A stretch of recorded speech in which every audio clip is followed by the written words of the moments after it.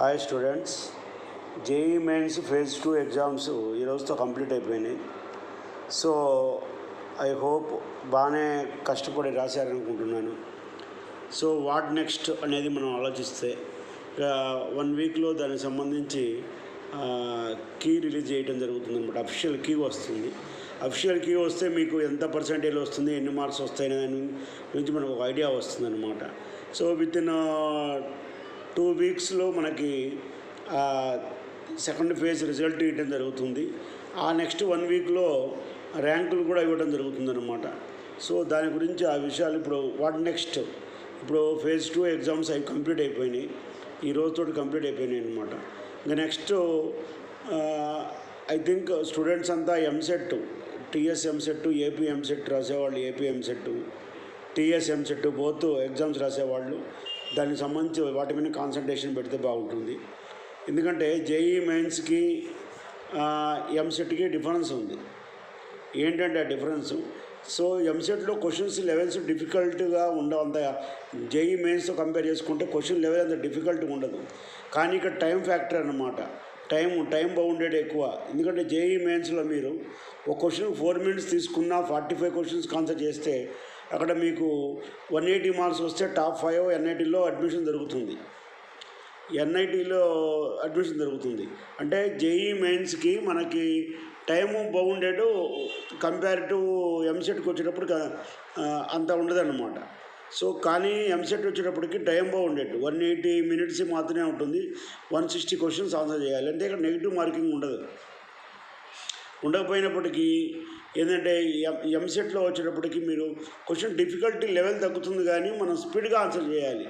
దానికి ఎలా పాసిబుల్ అవుతుందంటే ఎవరైతే స్పీడ్గా క్యాలిక్యులేషన్ చేసుకొని ఆన్సర్ టిక్ చేయగలుగుతారో వాళ్ళకే మంచి ర్యాంక్ వస్తుంది అనమాట ఎంసెట్లో వచ్చేటప్పుడు. So EAMCET last 4 years question paper చూసినట్టయితే ఈజీనే ఉంటాయి questions. Mathematics 80, physics chemistry 40 marks అనమాట. సో కాబట్టి దాని మీద కాన్సన్ట్రేషన్ పెట్టండి.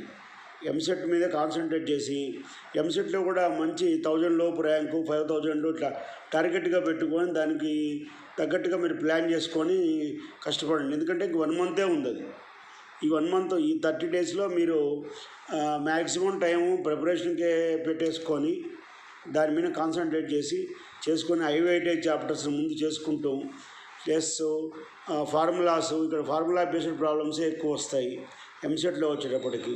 ఎంసెట్లో మెయిన్ ఏంటంటే ప్రాక్టీస్ అన్నమాట. అంటే జేఈ మెయిన్స్ కూడా ప్రాక్టీస్ అయ్యాను, బట్ ఎంసెట్లో ఏంటంటే స్పీడ్గా ఉండాలన్నమాట.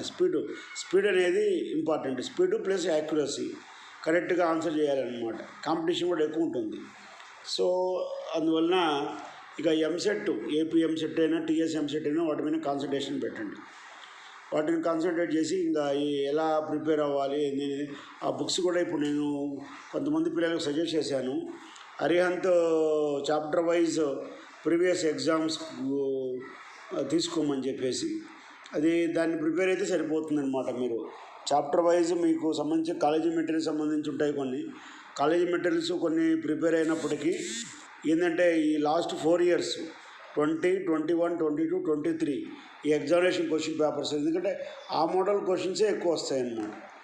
ఇక్కడ ఎంసెట్లో మెయిన్ నేను చాలాసార్లు చెప్తున్నా చూడండి, మీరు మెయిన్ గుర్తుపెట్టుకోవాల్సిన విషయం ఏంటంటే ఎంసెట్లో వచ్చేటప్పటికి టైమే ప్రాబ్లం అనమాట.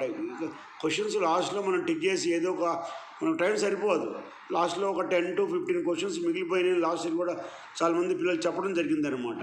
కొంతమంది ఏం చేస్తారంటే జేఈ మెయిన్స్ ఎగ్జామ్స్ రాసి దీంట్లో కూడా నెగిటివ్ మార్కింగ్ ఉందేమో అని చెప్పి టిక్ చేయకుండా వచ్చిన స్టూడెంట్స్ కూడా నాకు తెలుసు అనమాట.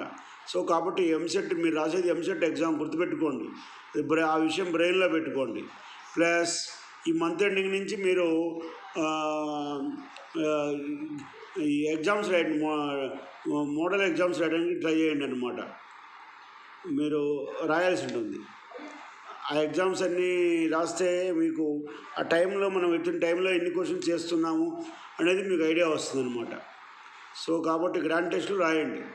నెంబర్ ఆఫ్ గ్రాండ్ టెస్టులు రాయటం వల్ల ఏమవుతుందంటే వితిన్ టైంలో మనం ఎన్ని క్వశ్చన్స్ రాయగలుగుతున్నాం, మన ప్రాబ్లం ఎక్కడ ఉంది అనేది మీకు వస్తుందన్నమాట. ఎందుకు చెప్తున్నానంటే ఎంసెట్లో కూడా మంచి ర్యాంక్ తెచ్చుకుంటే మన జేఎన్టీయూ కానీ, విఎన్ఆర్ విజ్ఞాన జ్యోతి కానీ, సిబిఐటి కానీ, ఎంజిఐటి కానీ ఇట్లా మంచి కాలేజీలు ఉన్నాయి. హైదరాబాద్లో చూసినట్టయితే కాకినాడ జేఎన్టీ కూడా బ్రహ్మాండం ఫస్ట్ క్లాస్ ఉంటుందన్నమాట.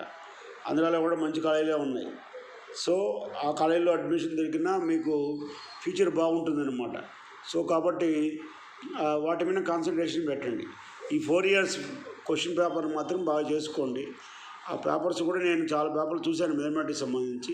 క్వశ్చన్స్ అంత డిఫికల్ట్గా ఏం లేవు, ఈజీనే ఉన్నాయి. అయితే ఏంటంటే దాంట్లో మనం అబ్జర్వ్ చేస్తే 7 marks క్వశ్చన్స్ కూడా ఉన్నాయి. దాంట్లో మనం ఐపీలో 7 marks క్వశ్చన్స్ ఉంటాయి చూసారా, ఇంటిగ్రేషన్స్లో కానీ వాటిల్లో ఆ క్యాలిక్యులస్ పార్ట్ కానీ, డిఫరెన్షియల్ ఈక్వేషన్స్లో కానీ, సర్కిల్స్లో కానీ 7 marks ప్రాబ్లమ్స్ ఇచ్చారు. మరి ఎట్లా ఇచ్చారో నాకు అర్థం కావట్లేదు. కానీ వాళ్ళు లాస్ట్ ఎగ్జామ్స్ పేపర్స్ అన్నీ నేను చూశాను అనమాట. సో చూస్తే దాంట్లో ఏంటంటే నాకు అర్థమైన విషయం అదనమాట. వాళ్ళు 7 marks క్వశ్చన్స్ 1 mark ఇచ్చారనమాట. అంటే టైమే మెయిన్ టైం ఇచ్చిన టైంలో చేయగలిగితే మనం 100% మంచి ర్యాంక్ వస్తుంది. సో బిలో 80 marks వస్తే బిలో 10,000 ర్యాంక్ వరకు వస్తుంది అనమాట. ఇక్కడ చూసుకోండి, ఇయర్ కూడా పెద్దగా ఎక్కువ మరీ కాంపిటీషన్ ఏమి ఉండదు. స్టూడెంట్స్ లెవెల్స్ కూడా అట్లనే ఉన్నాయి. సో కాబట్టి లాస్ట్ ఇయర్ చాలామంది రాశారు, దాదాపు 2.75 lakhs రాశారనమాట టీఎస్ ఎంసెట్. ఇయర్ కూడా అట్లనే ఉండొచ్చు. ఎంతమంది ఉంటారు అనేది లాస్ట్ మనకు అర్థమవుతుంది. సరే, ఏదేమైనప్పటికీ మన ప్రిపరేషన్ మాత్రం మనది, ఎవరిది ఈ కాంపిటేటివ్ ఎగ్జామ్ యూనిట్ వల్ల ఎవరి పెర్ఫార్మెన్స్ వాళ్ళది ఉంటుంది. కాబట్టి ఇక మీరు టైం వేస్ట్ చేసుకోకుండా ఇక స్టార్ట్ చేయండి.